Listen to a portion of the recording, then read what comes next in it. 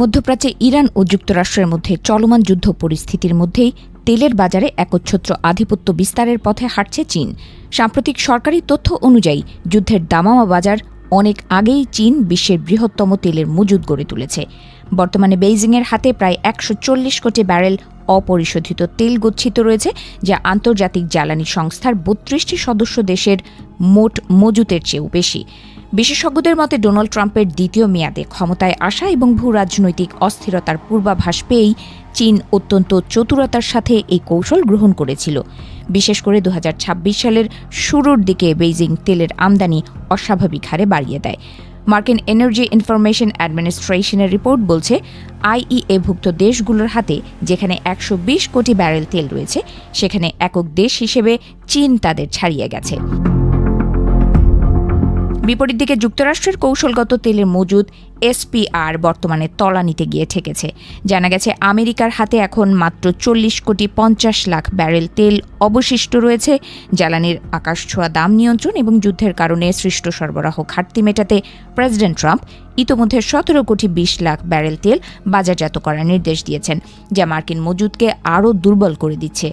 Oxford institute for energy studies এই মজুতের পেছনে ৩টি প্রধান কারণ চিহ্নিত করেছে। প্রথমত, বিশ্বজুড়ে তেলের চাহিদা কিছুটা কম থাকায় চীন কম দামে প্রচুর তেল কিনেছে। দ্বিতীয়ত, রাশিয়া, ইরান ও ভেনেজুয়েলার ওপর কঠোর নিষেধাজ্ঞার ফলে ভবিষ্যতে জ্বালানি সংকটের যে আশঙ্কা তৈরি হয়েছিল তা থেকে বাঁচতে আগাম প্রস্তুতি নিয়েছে বেইজিং।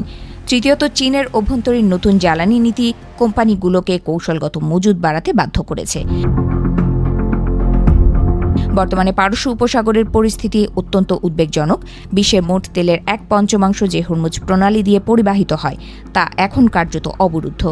ইরান ঘোষণা দিয়েছে, যতক্ষণ পর্যন্ত মার্কিন যুক্তরাষ্ট্র তাদের বন্দরগুলোর ওপর অবরোধ বজায় রাখবে, ততক্ষণ তারা এই গুরুত্বপূর্ণ নৌপথটি খুলবে না। এর ফলে আন্তর্জাতিক বাজারে তেলের সরবরাহ চেইন ভেঙে পড়ার উপক্রম হয়েছে। এই উত্তপ্ত পরিস্থিতির প্রভাব কেবল জ্বালানি খাতেই সীমাবদ্ধ নেই। সম্প্রতি মার্কিন প্রেসিডেন্ট ডোনাল্ড ট্রাম্প ভারত ও চীনকে নিয়ে বিরূপ মন্তব্য করায় বিশ্ব রাজনীতিতে নতুন মেরুকরণ শুরু হয়েছে। ভারতের পক্ষ থেকে ট্রাম্পের মন্তব্যকে অপরিণত ও কুরুচিপূর্ণ বলে আখ্যা দেওয়া হয়েছে। যুদ্ধের কারণে ভারত মহাসাগর এবং সংলগ্ন এলাকায় বাণিজ্যিক জাহাজগুলোর নিরাপত্তা নিয়েও চরম অনিশ্চয়তা তৈরি হয়েছে। সংবাদ সংস্থাগুলোর তথ্য অনুযায়ী হরমুজ প্রণালীতে গত কয়েক দিনে বেশ কিছু বাণিজ্যিক জাহাজে হামলার ঘটনা ঘটেছে। এর মধ্যে ইরানি বাহিনী কর্তৃক জব্দ করা জাহাজগুলোতে অনেক ভারতীয় নাবিক আটকা পড়েছেন বলে জানা গেছে। ভারতের পররাষ্ট্র মন্ত্রণালয় ইতোমধ্যে তাদের নাগরিকদের নিরাপত্তা নিশ্চিত করতে কূটনৈতিক তৎপরতা শুরু করেছে। তবে যুদ্ধ পরিস্থিতির কারণে উদ্ধার কাজ ব্যাহত হচ্ছে। ইরানের এই যুদ্ধ বিশ্ব অর্থনীতিকে এক দীর্ঘমেয়াদী মন্দার দিকে ঠেলে দিতে পারে বলে আশঙ্কা করছেন অর্থনীতিবিদরা। একদিকে তেলের আকাশচুম্বী দাম, অন্যদিকে চীনের বিশাল মজুদ।